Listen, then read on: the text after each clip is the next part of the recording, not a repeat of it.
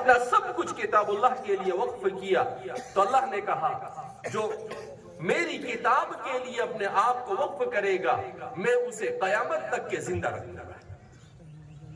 قیامت تک کے امام طبری کا نام لیا جاتا رہے گا اور جب بھی ان کا نام لیا جائے گا تو کہے گا کہنے والا رحمت اللہ علیہ، اللہ کی رحمتیں ہوں پر. مگر 21ویں صدی عیسوی اور 15ویں صدی ہجری کا مسلمان اس اہمیت کو سمجھ نہیں سکا. آج کا مسلمان یہ سمجھتا ہے کہ مجھے نہ قرآن کی ضرورت ہے العیاذ باللہ، وہ یہ سمجھتا ہے نہ مجھے علم دین کی ضرورت ہے، وہ یہ سمجھتا ہے مجھے نہ تو سنت رسول کی ضرورت ہے، وہ یہ سمجھتا ہے کہ اگر مجھے کسی چیز کی ضرورت ہے تو وہ ضرورت ہے پیسے کی، مجھے ضرورت ہے تعیش والی زندگی گزارنے کی، مجھے ضرورت ہے اچھے اچھے کھانے کھا کر اپنا پیٹ بھرنے کی اور حلال اور حرام کی تمیز کے بغیر اپنا جیب اور اپنا تجوری بھرنے کی. اس کے علاوہ ایک بڑا طبقہ مسلمانوں کا وہ ہے جو اسی چیز کو اپنی زندگی کا مقصد بنا چکا ہے. اس کا انجام کیا ہوا؟ اس کا انجام یہ ہوا کہ جب ہم نے اللہ کی کتاب سے محبت نہیں کی تو اس کا مطلب یہ ہے کہ ہم نے اللہ سے محبت نہیں کی. کیونکہ کتاب اللہ سے محبت، قرآن کریم سے عشق اور محبت کا مطلب اللہ سے محبت کرنا، کیونکہ قرآن یہ اللہ کا کلام ہے اور اللہ کے کلام سے محبت کرنا اللہ سے محبت کرنے کے مترادف ہے. حضرات صحابہ کرام رضوان اللہ تعالیٰ مجمعین کی سربلندی کا راز کیا تھا؟ ایک راز تو یہ تھا کہ انہوں نے رسول اللہ صلی اللہ علیہ وسلم کی صحبت بابرکت حاصل کی، اور دوسرا راز یہ تھا کہ انہوں نے کتاب اللہ کو اپنی زندگی کا محور بنایا. سیدنا حضرت اکرمہ ابن ابی جہل، یعنی باپ تو ابو جہل ہے مگر بیٹے کو اللہ رب العزت اسلام کی نعمت سے سرفراز فرماتے ہیں، وہ اسلام لاتے ہیں. بڑا دلچسپ واقعہ ہے ان کے اسلام لانے کا کہ فتح مکہ کے موقع پر تمام لوگ سلنڈر ہو گئے. مکہ والوں نے کہا کہ مسلمانوں کے 10,000 کے لشکر کا مقابلہ کرنا یہ ہمارے بس میں نہیں. لیکن اکرمہ اپنے 5-6 ساتھیوں کو لے کر ایک جگہ پر گھاٹ میں بیٹھ گئے اور صحابہ کی ایک جماعت داخل ہوئی، ان پر حملہ کیا. مگر حضرات صحابہ نے اپنا زوردار دفاع کیا تو کچھ دیر لڑنے کے بعد انہوں نے راہ فرار اختیار کیا، وہ چلے گئے. رسول اللہ صلی اللہ علیہ وسلم نے مکہ مکرمہ میں آنے کے بعد جن لوگوں نے 13 سال تک رسول اللہ صلی اللہ علیہ وسلم کو ستایا تھا، یہاں تک کہ آپ کو قتل کرنے کا منصوبہ بنایا تھا، اللہ نے آپ کو بچایا. وَمَا رَمَيْتَ إِذْ رَمَيْتَ وَلَكِنَّ اللَّهَ رَمَى، جس کی تفصیلات سیرت میں مذکور ہے. پھر اس کے باوجود آپ صلی اللہ علیہ وسلم نے ان لوگوں کو معاف کر دیا اور کہا انتم الطلقاء، جاؤ تم سب کو معاف کر دیا. آپ چاہتے تو ان میں سے ہر ایک سے بدلہ لے سکتے تھے. ابھی کچھ دنوں پہلے میں ایک انٹرویو سن رہا تھا، یورپ کے پارلیمنٹ کے ایک ممبر، انہوں نے اسلام کے خلاف کتاب لکھنے کا ارادہ کیا. تو ظاہر سی بات ہے اسلام کے خلاف کتاب لکھنا ہے تو سب سے پہلے قرآن کو پڑھنا پڑے گا. انہوں نے قرآن کو پڑھنا شروع کیا کہ قرآن میں غلطیاں پکڑی جائے، قرآن کریم کے اندر میں خامیاں بتائی جائے، اس پر اعتراضات کیے جائے. مگر وہ پڑھے لکھے اور ذہین آدمی تھے، ان کے ذہن میں قرآن کو پڑھتے پڑھتے پڑھتے ان کا دل پگھل گیا. انہوں نے ایک مسلمان اسکالر سے رابطہ کیا کہ قرآن کے فلاں فلاں جگہیں ہیں جو مجھے سمجھ میں نہیں آ رہی ہے، میں اسے کیسے سمجھوں. تو وہ اسلامیات کے پروفیسر تھے، تو وہ کہتے ہیں کہ انہوں نے مجھ سے کہا کہ آپ قرآن کریم کو پڑھیے، سمجھیے، مگر مستشرقین اور اورینٹلسٹ لوگوں کی کتابوں سے قرآن کو مت پڑھیے، اس لیے کہ اگر کوئی آدمی اپنی آنکھوں پر کالا چشمہ لگائے تو اس سے ساری دنیا کیسی نظر آتی ہے؟ کالی نظر آتی ہے۔ جن لوگوں نے قرآن، جو مسلمان نہیں ہوئے اور قرآن کریم پر کام کیا، تو انہوں نے قرآن کریم پر غلط انداز میں کام کیا۔ اگر آپ ان کی چیزیں پڑھو گے تو آپ کو بات سمجھ میں نہیں آئے گی، آپ غلط فہمی کا، مس انڈرسٹینڈنگ کا شکار ہوں گے۔ لہذا آپ مسلمانوں کی لکھی ہوئی کتابوں کا مطالعہ کریں۔ وہ کہتے ہیں کہ مجھے ان کی یہ بات بہت پسند آئی اور میں نے ایسا ہی کیا۔ کچھ دن کے بعد ایک رات میں بیٹھا تھا تو میرے دل نے مجھ سے، میں اپنے دل سے بات کرنے لگا، جی میں بات کرنے لگا، تو میرا دل مجھے کہنے لگا کہ مان نہ مان، یہ سچی کتاب ہے، اس کتاب کے سچے ہونے میں کوئی شک نہیں ہے۔ فوراً میرے ذہن میں سوال آیا کہ اگر یہ سچی کتاب ہے تو کیوں نہ میں اس پر ایمان لے آؤں؟ تو فرماتے ہیں کہ میں نے اسی وقت فیصلہ کیا کہ مجھے مسلمان ہو جانا ہے۔ اس کے بعد دوسرے دن میں نے اسلام قبول کر لیا، اور اسلام قبول کرنے کے بعد جب میں نے اعلان کیا تو میں ممبر آف پارلیمنٹ، ہزاروں دھمکیاں آئی مجھے کہ ہم تمہیں مار دیں گے، تمہاری بیوی کے ساتھ ایسا کریں گے، تمہارے بچے کون سی اسکول میں پڑھتے ہیں ہمیں معلوم ہے، ہم وہاں سے اٹھا لیں گے انہیں، اور طرح طرح کی دھمکیاں دی۔ لیکن میں نے ان سے کہہ دیا کہ ایک چیز کو میں نے بہت پڑھنے کے بعد، 3 سال کا مطالعہ کرنے کے بعد میں اس نتیجے پر پہنچا ہوں کہ زندگی میں اگر کوئی چیز سمجھ کر میں نے کی ہے تو وہ اسلام قبول کیا ہے۔ اس سے پہلے میں عیسائی تھا تو مجھے کچھ سمجھ میں نہیں آتا تھا، عیسائی گھرانے میں پیدا ہو گیا تو اندھادھند اس کی تعلیمات پر عمل کیا، کچھ سوال کیا تو پادریوں نے مجھے کوئی صحیح جواب دیا نہیں، مگر قرآن اور اسلام پہلی وہ چیز ہے میری زندگی میں جس کو میں نے مکمل سمجھا ہے۔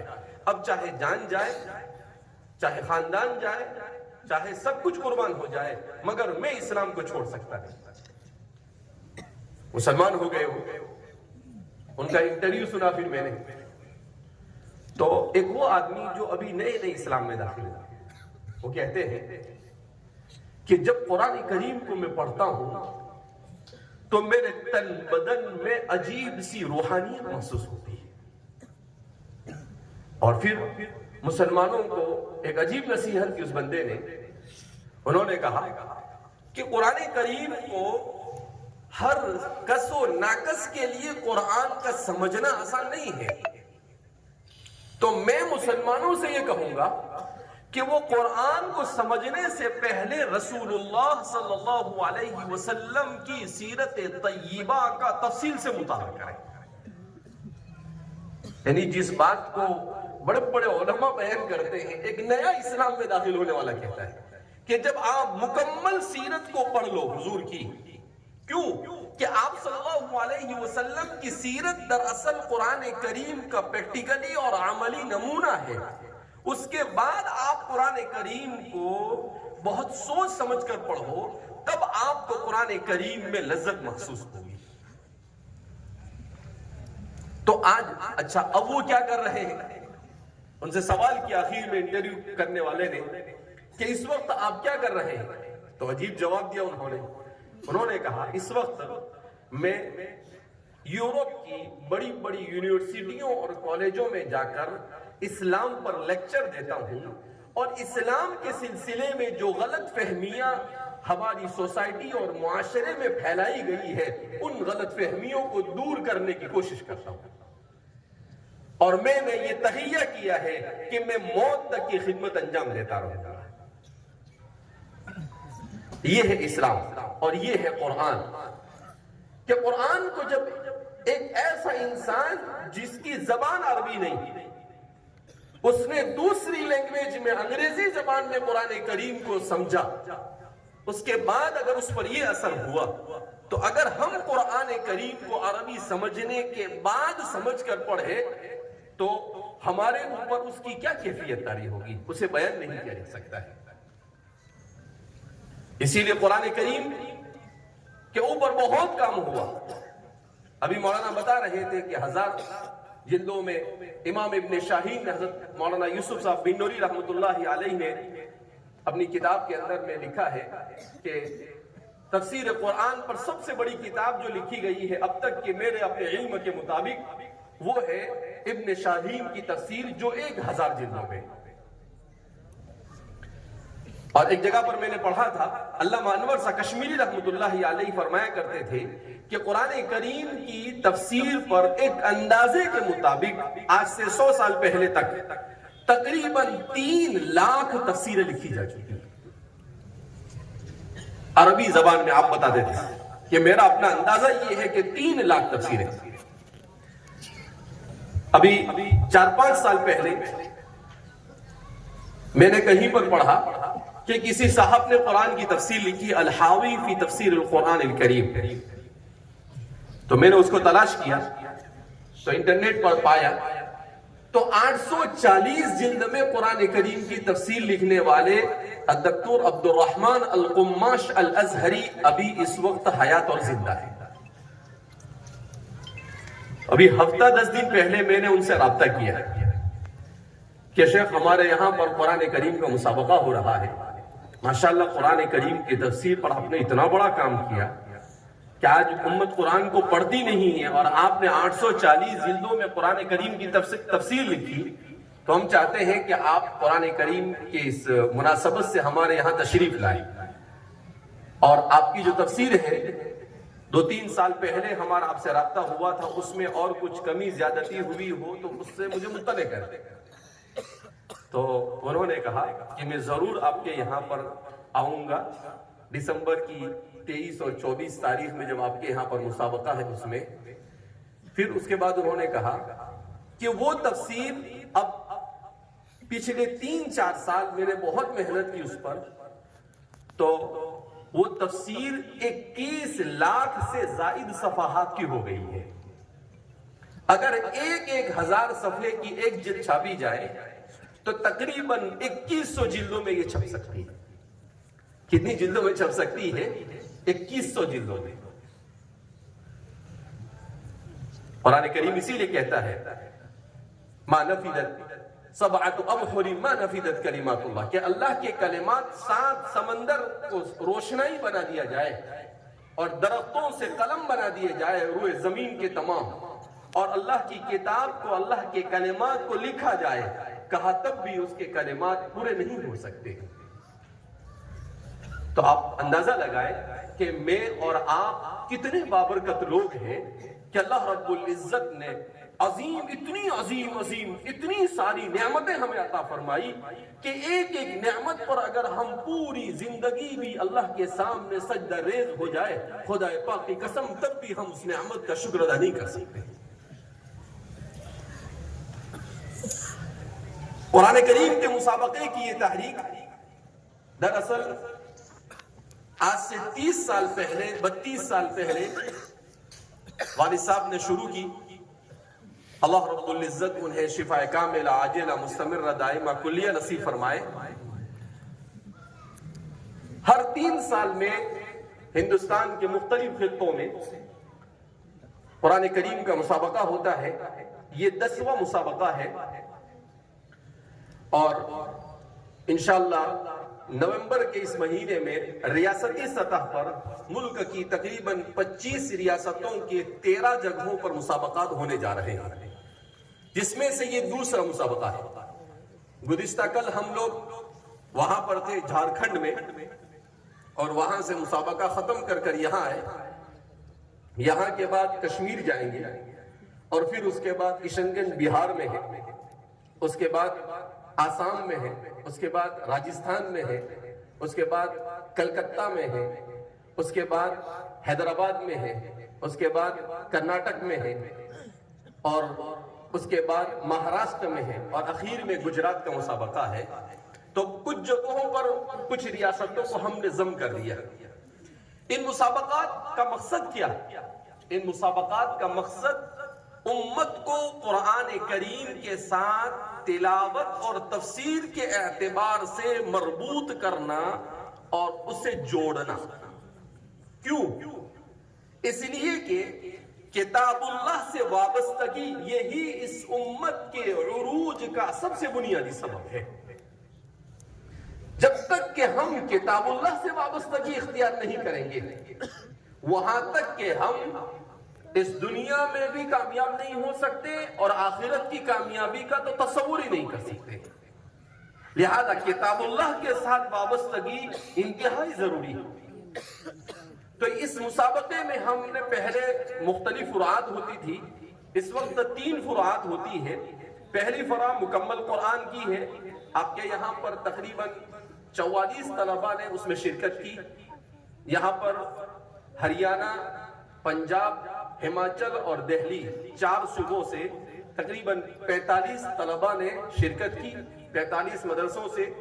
اور تفسیر اور حدیث میں تقریباً 20 طلباء نے شرکت کی. کورونا کے بعد ویسے تو ہم سنتے رہتے تھے کہ مدارس کی صورتحال بڑی ناگفتہ بھی ہی ہے، مگر جب مسابقے کی تحریک شروع ہوئی اس کے بعد یہ بات سامنے آ رہی ہے کہ مدارس بڑی کسم پرسی کی حالت میں ہے. اس لیے کہ مدارس میں تقریباً 40 سے 50% طلبہ کم ہو گئے. اب ان مسئلے کو کیسے حل کیا جائے؟ کیوں طلبہ ہمارے مدارس میں کم ہوئے؟ اس لیے کہ ہم نے اپنے ان مسابقات کے ساتھ امت کو تعلیمی طور پر بیدار کرنے کو بھی شامل کیا، جس کو ہم یوں کہتے ہیں کہ مسلمان اگر ترقی کرنا چاہتا ہے تو اس کے لیے 2 پر ہیں. ایک پر کتاب اللہ اور دوسرا پر تعلیم ہے. اگر امت کو کتاب اللہ سے مربوط کر دیا جائے اور تعلیم کو اس طور پر جوڑ دیا جائے کہ مسلمان اپنے اسلامی تشخص کے ساتھ عصری تعلیم حاصل کرے تو اس صورت میں ہم اس ملک میں اور اس دنیا میں آسانی کے ساتھ ترقی کر سکتے ہیں. تو مدارس میں بہت سارے مدرسے ایسے ہیں کہا حفظ کا درجہ ہی نہیں ہے. کہا کیوں؟ کہا طلبہ ہی نہیں آئے کورونا کے بعد. بہت سارے مدرسوں میں کہا کہ کتب میں اور فضیلت اور عالمیت میں طلبہ نہیں ہے، جس کی وجہ سے تفسیر اور حدیث میں شریک نہیں ہو سکے. تو یہ افسوس کا مقام ہے. اس کے اوپر ہمیں سنجیدگی کے ساتھ سوچنے کی ضرورت ہے. شیخ الاسلام فقیہ العصر حضرت مولانا محمد تقی عثمانی دامت برکاتہ اپنی ایک تقریر میں اپنے خطاب میں کہتے ہیں کہ جب پارٹیشن ہوا اور پاکستان بنا اس وقت ہمارے والد صاحب نے ایک تقریر کی. مفتی شفیع صاحب، مفتی اعظم پاکستان مفتی شفیع صاحب نور اللہ مرقدہ، اور اس تقریر میں انہوں نے کہا کہ یہ ملک مسلمانوں کے لیے بنا ہے. اس ملک کے لیے تعلیم کے لیے، نظام تعلیم اور سسٹم آف ایجوکیشن کے لیے نہ میں یہ سفارش کروں گا کہ یہاں پر دیوبند کا نصاب پڑھایا جائے، نہ میں یہ سفارش کروں گا کہ یہاں پر علی گڑھ کا نصاب پڑھایا جائے، نہ میں یہ سفارش کروں گا کہ یہاں پر ندوۃ العلماء کا نصاب پڑھایا جائے. بڑی عجیب بات فرمائی آپ نے. تو پھر کہا کہ سوال کریں کہ آپ تو ٹھیٹھ دیوبندی ہے اور آپ ایسی بات کر رہے ہیں. کہا ہاں. کہا یہ جو ہمارے ادارے ہیں ان اداروں کا قیام اس وقت کی ضرورت کے پیش نظر تھا کہ دارالعلوم دیوبند کو اس لیے قائم کیا گیا کہ اس ملک میں مسلمان 800 سال سے حکومت کر رہا تھا اور اچانک مسلمانوں کی اس حکومت کو زوال آیا اور اس زوال کی وجہ سے مسلمان جو سسٹم آف ایجوکیشن، نظام تعلیم لے کر چل رہا تھا، جس میں دین اور دنیا کی کوئی تفریق نہیں تھی، اور پہلے مکمل دین پڑھایا جاتا تھا، اس کے بعد جو لوگ تخصص کرنا چاہے وہ چاہے تو دنیاوی علوم میں کرے چاہے دینی علوم میں کرے، مگر ہر شخص دین کی بنیادی تعلیم سے واقف ہوتا تھا۔ اسی لیے لارڈ میکالے نے 1833 میں جب ہندوستان کا جائزہ لیا تو اس نے یہ کہا کہ اس ملک میں نے لوگوں کو خوشحال دیکھا، اس ملک میں نے لوگوں کو بڑے اچھے اخلاق والا دیکھا، اس ملک کے لوگوں کو میں نے بڑا تعلیم یافتہ پایا، مگر اب میں ایک ایسا نظام دے کر جاؤں گا اس ملک میں کہ 50 سال کے بعد اس ملک میں سوائے عیسائی کے اور کوئی نظر نہیں آئے گا۔ لارڈ میکالے نے یہ کہا، اور پھر اس کے بعد وہ سسٹم دے کر گیا۔ تو انہوں نے کلکتہ میں مدرسہ عالیہ قائم کیا، اس کے بعد مختلف جگہوں پر بمبئی میں اور مختلف جگہوں پر یونیورسٹیاں بنائی، اسکولوں کا جال بچھایا، اور پھر اس کے بعد یہ نظام بنایا کہ مسلمان حکومت کی نگرانی میں جتنے ادارے چلتے تھے ان تمام اداروں کو بند کر دیا، پورا سسٹم آف ایجوکیشن، نظام تعلیم کو چینج کر دیا۔ کہتے ہیں کہ صرف شہر دہلی میں 1000 مدرسے ہوا کرتے تھے۔ کتنے؟ 1000، سب بند ہو گئے۔ اب ایسے حالات میں حجت الاسلام حضرت مولانا قاسم صاحب نانوتوی اور ابو حنیفہ ثانی حضرت مولانا رشید احمد گنگوہی، حاجی ذوالفقار احمد صاحب اور ان کے رفقا یہ کھڑے ہوئے اور سر جوڑ کر بیٹھے کہ اب ہمیں کیا کرنا چاہیے۔ حجت الاسلام حضرت مولانا قاسم صاحب نانوتوی کے حالات میں لکھا ہے کہ سب سے پہلے تو یہ مشورہ طے پایا کہ ہم صالحین کی ایک جماعت کو بھیج دیں مکہ مکرمہ، اور وہ نیک لوگوں کی جماعت مکہ میں رہ کر کعبۃ اللہ کے پاس اور قبولیت دعا کے جتنے بھی مقامات ہیں ان تمام مقامات پر اللہ سے یہ دعا کرے کہ اے اللہ ہندوستان کے مسلمانوں کے اسلام اور ایمان کے بچانے کی تدبیر پیدا فرما۔ تو فرماتے ہیں وہ جماعت وہاں گئی، وہ دعا میں مشغول ہوئی، ان کا کام سوائے دعا کے اور کچھ نہیں ہوتا تھا۔ حضرت مولانا رحمت اللہ صاحب کیرانی جنہوں نے مدرسہ سولتیہ قائم کیا تھا، وہ ان کے کھانے پینے کا انتظام کرتے تھے، اور پھر اس کے بعد اللہ رب العزت نے ان لوگوں کے دلوں میں یہ بات ڈالی کہ چونکہ اب حکومت کے سہارے ہم اپنی دین کو زندہ نہیں رکھ سکتے ہیں، اور اللہ نے اسلام کو ایسا بنایا ہے کہ اسے زندہ رکھنے کے لیے نہ بادشاہ کی ضرورت ہے، نہ دولت کی ضرورت ہے، نہ حکومت کی ضرورت ہے، بغیر کسی اسباب کے بھی اللہ اپنے دین کو زندہ رکھ سکتا ہے، اور اللہ نے یہ کر دکھایا۔ تو اللہ نے ان کی دلوں میں بات ڈالی، یہ سب جمع ہوئے تھے، اور پھر اس کے بعد انہوں نے اس جماعت کو پیغام پہنچایا کہ ہمارے دلوں میں یہ بات آئی ہے۔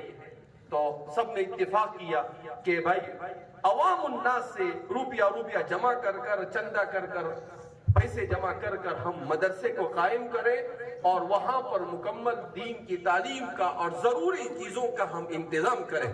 اس طرح سے کہا، وہ اس لیے دیوبند کے اس نظام کو اس وقت دین کے غلبے کے ساتھ قائم کیا گیا تھا تاکہ ہندوستان کے مسلمانوں کے ایمان اور اسلام کی حفاظت کا سامان مہیا کیا جائے۔